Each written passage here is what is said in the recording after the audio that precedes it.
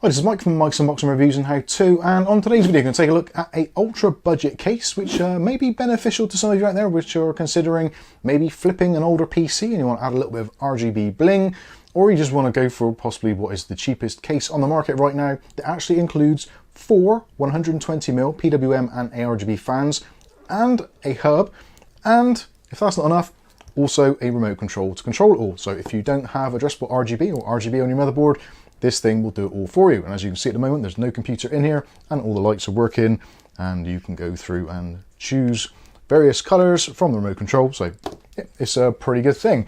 Now, I wanted to start this video off slightly differently. Normally when we do these videos, we start off with a case and it's all powered down and we just go through and tear it all down. But I've actually got it all set up, so I figured, wait, let's do it a little bit differently. I wanted to let you know what the fans sound like. So I've actually got a Noctua fan controller here. So if we put it onto the lowest setting, which they are currently, this is basically the quietest it's going to be. It's actually pretty quiet. The fans go down to somewhere around about the sort of 400 RPM mark and go up to around about 1800. So they do make a little bit of noise at top whack. But even with that, there is a little bit of airflow going through at the lowest setting. So for some of you who like silence, this is going to be absolutely fine. If we put it up to around about halfway, a little bit of air movement in there and you can hear the fans, they are audible, but moving a significant amount of air. And with it on the highest setting, 100%, yeah, it does make quite a bit of noise. Realistically, most people will probably never ever set it to be this fast, but if you want to, you can do, and it does move a considerable amount of air, which is yeah, pretty good. That's the sort of thing that a lot of us do like, having a bit of airflow, and the fact that they're all PWM and easily controllable, I think is actually a pretty good thing. If we put it back down to the lowest speed, again, pretty much whisper quiet. There's a little bit of ticking from the fans, but it's a relatively cheap case. This at the moment is on the UK market for a ridiculous £29.99 plus £7.99 shipping. So yeah, £38 all in, which I think is actually spectacular value for money. And also one of the weird things about this case, which you're probably noticing already, is it is a two-tone design. So for those of you that are maybe a little bit frustrated with either the all black cases or the all white cases, and also the struggle to try and find parts which actually mix in with that kind of aesthetic. So if you want to go for an all white PC, generally you're going to be paying the premium for those parts. Whereas with this, because it is a two-tone setup with splashes of both white and also black, you can pretty much put anything in there and it's going to tie in pretty nicely. And also with the RGB as well, that kind of diffuses it a bit. So yeah, depending on what you want to do, I think it's going to be pretty decent. Fans, you'll notice, are black. The case itself, the surrounds, most of it is white. So yeah, there's bits of black and white everywhere. So again, I think this is going to be pretty good for, again, budget builders who want a PC to look nice, but they don't want to go through the expense or the hassle of trying to find budget parts with a certain color aesthetic. Anyway, with all that said, I'm going to take this apart now and then we'll go through, do a teardown, and you can see what it's all about and see if this is going to be suitable for your next budget build. Okay, so let's get into this and take a look at the Hellcracks HCS825 case. Now, this is actually, like I said, it's a pretty spectacular value for money, £29.99. If you go over to the Hellcracks site, they sell it actually on there as well for £39.99, which is reduced from £49.99. Prices on this are pretty much all over the place, but at the moment, Amazon.co.uk are probably the best deal at the moment, £29.99. And for that, it's hard to complain too much, but I will complain because there are going to be some things on here which I don't entirely like. And it's one of those things that if you're paying a small amount for a PC case, you kind of have to trade blows with the features against some of the things which are going to be possibly something you're going to struggle with. Anyway, I'll explain that as we go through. So let's start off with the front. So on the front here, we've got this actually really nice kind of mesh design here, which has got the octagonal or the, I'm not too sure what they call these type of shapes. Someone will let me know in the comments, but yeah, it's got the kind of odd shapes on there to give it a little bit of a diffused look on the front. Very similar to that of the, I think it was one of the Meshify cases. So yeah, pretty nice design, black mesh, white surround, pretty much, yeah, you get the general idea. So you've got 3 120mm fans in there, PWM and ARGB, and they've got the standard plugs on there. So if you want to use them or not use them, you can put them into another build if you want to, if you've got some different fans. The options on the front here, so you've got 3 120s, which are installed as standard. You can, if you wanted to, remove those and replace them with 2 140mm fans. That will go in there, and also potentially obviously radiators and all that kind of stuff. To remove the front panel, this is actually quite tricky, and I actually just strained my back a little bit trying to do this a little bit earlier whilst leaning over on the table. So hopefully you won't have the same problem, but it is actually on there pretty tight. There is a grab handle on the bottom, and normally just a sharp tug will remove it. So let's try that.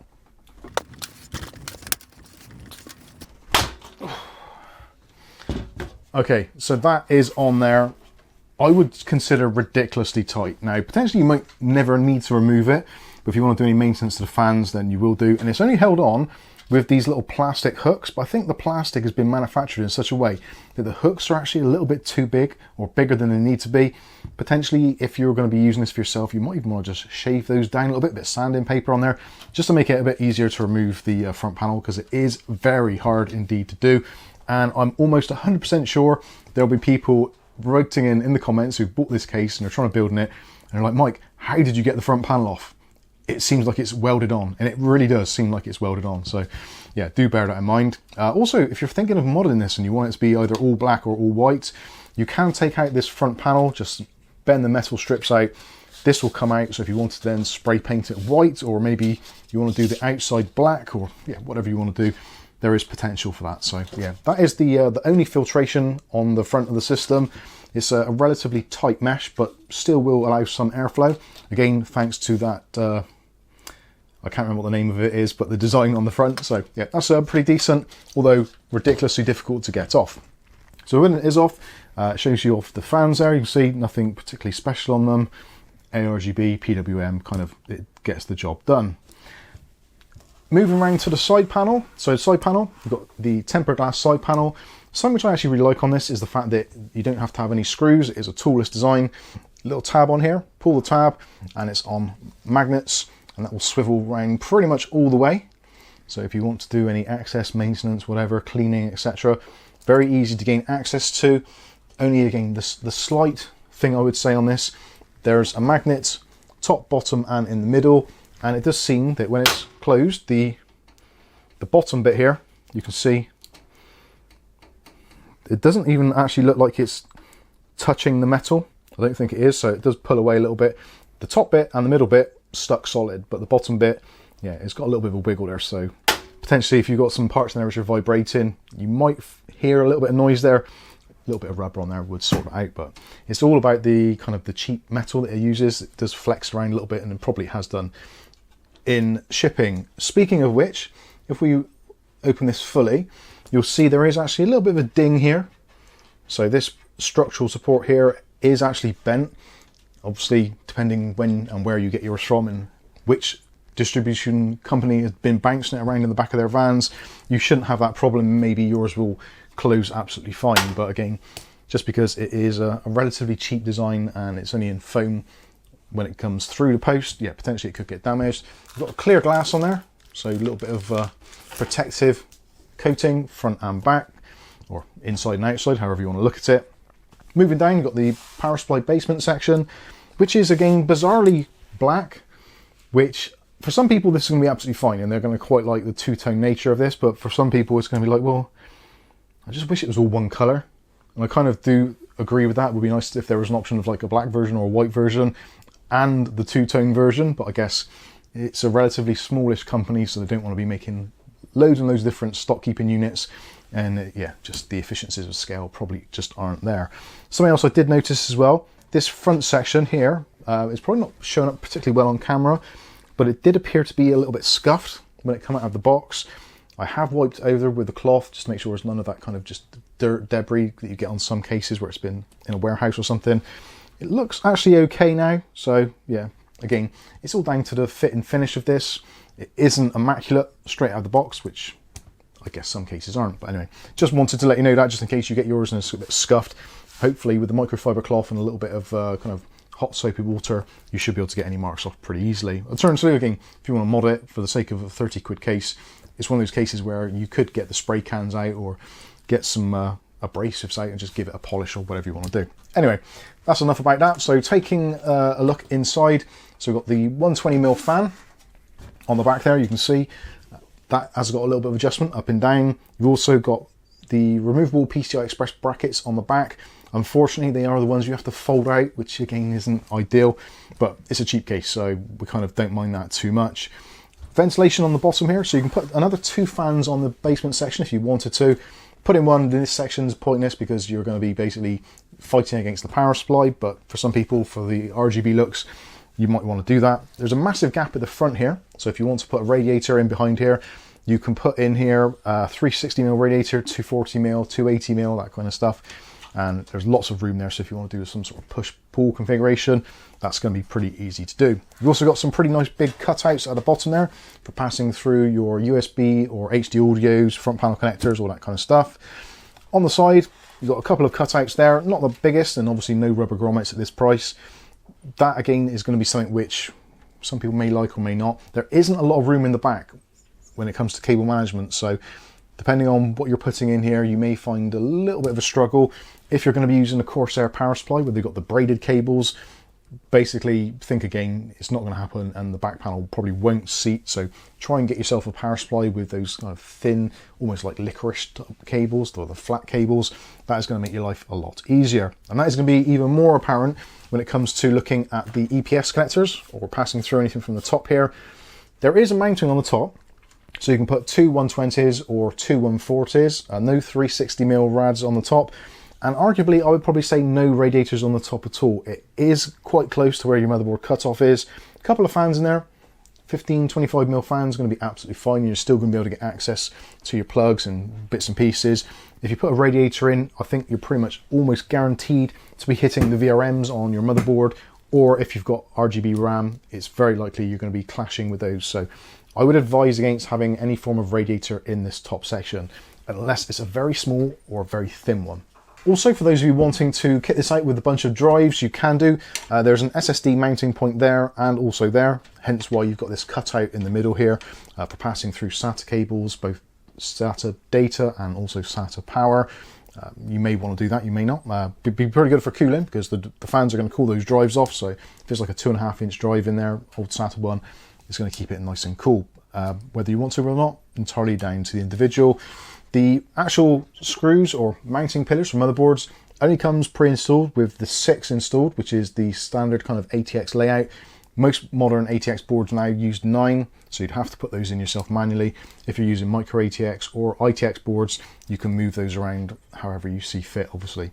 So yeah, inside not too bad at all. A little bit on the cramped side towards the top, and for cable management at the back, but the bottom bit, the basement, ventilation, room for fans, etc., no problems at all. Moving to the back of the case, so pretty much standard layout here, no real surprises.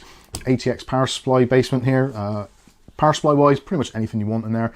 It's pretty open down there, so you can put a nice long power supply in there if you wanted to. I think they say on the website something like about 200mm or 180mm. Most power supplies are about 140, 150, maybe 160. So yeah, you should have no problems there. When it comes to the PCI Express blanking plates, non-captive screw there, and yeah, one of these swivel things for trying to keep it all tidy, which actually doesn't stay on particularly well, but again, it's part and parcel of that kind of the cheapness of the case. And it is a cheap case, so it's to be expected. 120mm fan section there, and also you've got, bizarrely, they've gone for the round holes on the back, which aren't always the best for airflow, because you have got quite a lot of metal there in terms of the open space, which weirdly on the top, they've gone for hexagonal, which is much better for airflow. So shame they didn't really kind of stick to one design throughout the entire case. And I'm talking about on the basement section for the power supply, that's round holes as well. So they've gone round holes, hexagonal holes on the top. So a little bit odd, but nothing too unusual. Just wanted to point it out. Obviously you've got your section there for putting in your motherboard. That all seems to be quite nice, no sharp edges, so that's all good. Moving around to the back, so this is actually another one of those points where it tells you it's cheap. So you've got non-captive screws, which are the plastic ones, which tend to break after a while. They get a bit brittle and they kind of smash open. So yeah, you'll see now when I take this out, the case is probably going to fall off. Yep, there we go. So there's actually not really a great deal holding us on at all, and it is pretty flimsy metal. There is a small ledge running along this front edge. Nothing on the top or the bottom, hence why it falls out almost immediately when you undo the screws. And there isn't a great deal of room to work in back here. So you're looking at maybe about 10 to 12mm. Very, very shallow indeed. So cable management, again, if you're going for a power supply with braided cables, think again, you're basically not going to get your side panels on, or you will do, but you'll have to kind of bend it. And because there's no latching at the top or the bottom, it's going to flex. So do bear that in mind. Something which is good is the fact that you do have this built-in hub. So 6-port ARGB, and also 6 ports for PWM fans. Nicely as well, they've highlighted that port number 1 for PWM, the sense port, is highlighted in red, so make sure you've got one of your fans connected there, otherwise they're all going to just spin at 100%. And that is SATA powered as well, so SATA power connection, and also it's got a pass-through as well, so if you want to connect it up to your motherboard, if you've got PWM and ARGB support, you can do that. So standard 4-pin PWM and standard 3-pin 5-volt addressable RGB. So nice long cables as well, so depending if you want to take it to the top or to the bottom or wherever, that's no problem, and quite a nice long cable for the SATA power, so you can tuck that in after when you're done. Talking about tucking it in when you're done, so at the bottom here, power supply basement section, effectively you can put any power supply you want in here. The only thing is you have got a hard drive cage here, so hard drive cage will take a 3.5-inch drive on the bottom, and you can also put a 2.5 on the top, or a 3.5, so 2 3.5s, or combinations of 3.5 on the bottom, 2.5 on the top. There is normally as well a section here which will take another 2 SSDs, 2.5-inch SSDs on this removable tray. Normally when you get this case out of the box, you'll probably see for some B-roll I filmed when I took this out first of all, this ARGB hub, controller, whatever you want to call it, is just self-adhesive, and it isn't connected to anything out of the factory, so they just leave the backing on there. It's kind of floating around inside, and it's kind of down to the individual where you want to put it. Now again, because of the fact that this is very narrow on the back, it does mean that if you actually put it on top of this caddy, like stick it on there, which kind of most people I guess will, it does make it so that some of this metal is getting really close to the back panel, which is okay because the back panel is isolated by the paint layer, but if for some reason it got scratched by something because of moving around, then potentially you could short out some of these pins. So I would suggest maybe if you're not going to be using additional drives, remove this cage which fits here, or caddy, and just stick your controller on the board there. You can, if you want to, stick it underneath, but again, make sure it's mounted somewhere because there are a lot of exposed metal on here, and it is carrying 5-volt voltage, so you don't want your PC to go bang. That's never a good thing. So what else have we got here? So again, pass-throughs for EPS along the top, or for your fan cabling. You've got your PWM and ARGB wires coming from the rear fan. The rear fan, actually, the cables are pretty short, so do bear that in mind when you're positioning your controller. I was considering putting it kind of up here somewhere to keep it out of the way, but unfortunately the wires are a little bit on the short side, so that wouldn't have been possible in this instance. Also, when it comes to the actual controller, you can connect up the reset switch, which is how it's done from the factory. So the reset switch on the case acts as a kind of RGB button to cycle through the various colors. So if you don't want to use the included remote control, or you want to use your motherboard, you would have to press either the auto button or the motherboard button, sorry, on the bottom here. So press motherboard and it switches between motherboard and this being in control for the RGB lighting. When it comes to the fans, it's just a simple pass-through. So this doesn't have any control for fan speed at all. So yeah, this is basically for controlling the RGB or ARGB only, or switching between motherboard and controller. Nice thing as well, they've added some Velcro straps in there, which I think is quite a nice thing to do. Again, cheap case, nice to have those. They've got 3 of them, they're branded with HCS on them as well. Again, not a lot of room here, so you are going to have to be careful when you come to doing your cable management. Also, for the front panel connections, you've got a single USB 3.0 because there's only one Type A on the front. You've also got your USB 2s, and also you have got your HD audio. Those have been nicely blacked out as well, which is probably a nice thing, but even though it's kind of like a black and white case, it's nice that the cables aren't showing the ketchup and mustard stuff, which some people don't like. And also for your front panel connections, you've got the power switch, you've got your power LED and your hard drive LED. Of course, the reset switch, if you want to repurpose it and use it as a reset switch, you can disconnect it from the controller and connect it to your motherboard. I think that is pretty much it down here. In terms of the power supply, yeah, if you remove this cage, which there's 2 screws on the bottom, you can take it out, so you've got a lot more room for cable management. If you're not using hard disk drives, then I think that's probably going to be a good move. And also it's probably going to allow a little bit more airflow at the bottom there to get towards your power supply, which is probably going to need, because we'll take a look at the bottom section now. So where the power supply actually fits in, you have got some quite small feet on the bottom, so there isn't going to be a lot of airflow underneath, which is even more compounded because you've got one of these horrible filters, which are basically useless, very tight mesh, which is already on top of hexagonal mesh. So by the time you look at it, you're probably seeing this from close-ups, the chances of your power supply fan being able to overcome the static pressure of this is going to be very minimal. And if you are building a budget PC, which I think a lot of you will be if you're using this case, you're going to be probably using a cheap power supply, which isn't going to like getting hot. So the first thing to do, take this out, throw it in the bin, absolutely pointless. Now at least you'll get some airflow into your power supply, or at least hopefully you will. Alternatively, because you have got the mesh on the PSU basement on the top section, you could flip your power supply around 180 degrees and have it pulling air in from the inside of the case. That possibly in this instance might be beneficial. Again, due to the relatively small feet on here, there isn't going to be a tremendous amount of airflow underneath. Moving across, so you've got hard drive bracket there, so 2 screws, the black ones there, undo those, you can pull that out. You can also move it forward and back a little bit as well, so you can juggle that around however you see fit. And I think that's going to take us to the top of the case. So on the top of the case, this is actually quite a nice design up here, so we've got a little bit of a HCS or Hellcracks branding on there, so a little tab, very reminiscent of Corsair cases and a few others. So that comes off, removable, magnetic, and that reveals the hexagonal mesh. Again, you can put 2 140s in here or 2 120s. You can't put 3 120s in, won't fit. And when it comes to radiators, again, I would strongly advise against it. Maybe a 240, but your motherboard and your RAM might not like it. So I would suggest if you're going to put a radiator, put it into the front section.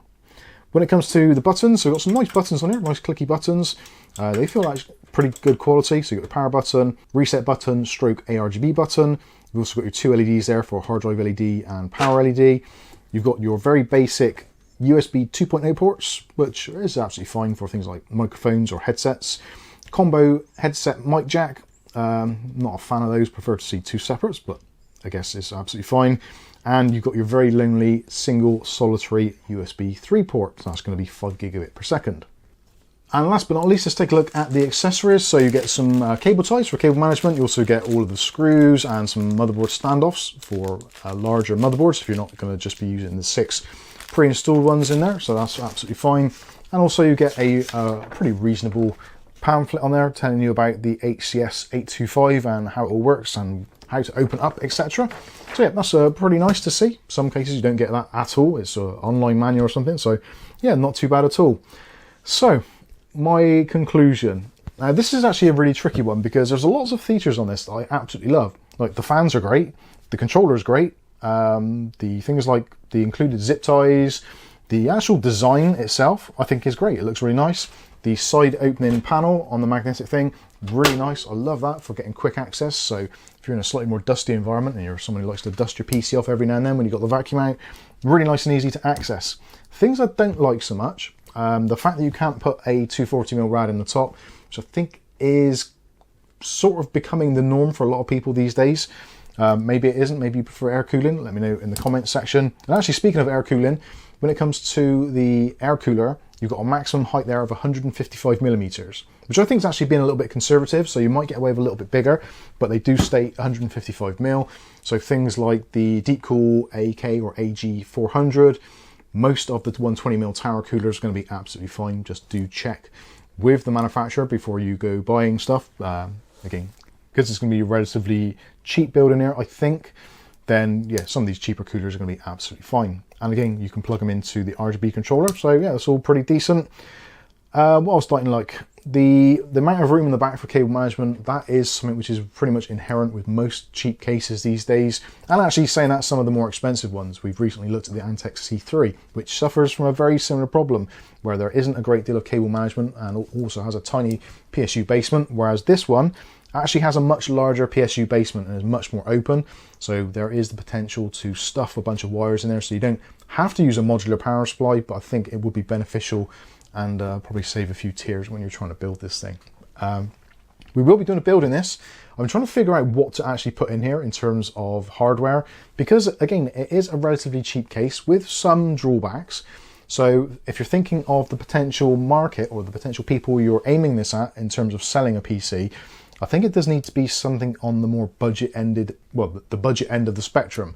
I wouldn't make sense really putting high-end components in here, so maybe some older AM4 kit, maybe some older Intel, kind of 9th, 10th, 11th gen, that sort of stuff. More modern stuff will fit in here, but I don't think it's particularly well suited to it.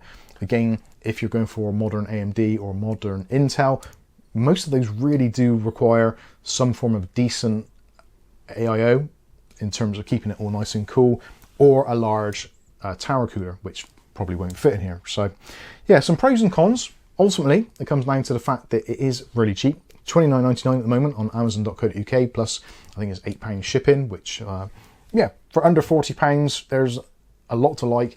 It looks really nice, and if you can get past the whole kind of black on white thing on this, which again, some people are going to be immediately turned off by that, but as I said, it's relatively easy to modify it. You could put some white sticky back plastic on the side, maybe change the fans or something, a little bit of spray paint.